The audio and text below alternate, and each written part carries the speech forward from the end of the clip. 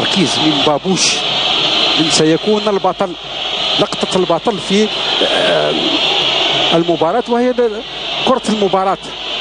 زيتي وبابوش، لحظات صعبة على أنصار الفريقين.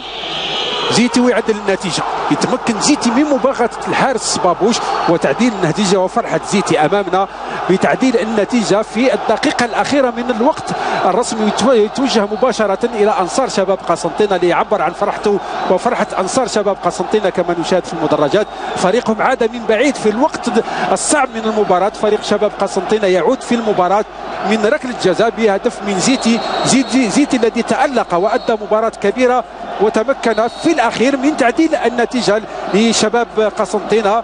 مباراة مثيرة، مباراة تواصل فيها التشويق حتى اللحظات الأخيرة وبهدوء وبرزانة كما نتابع ونشاهد.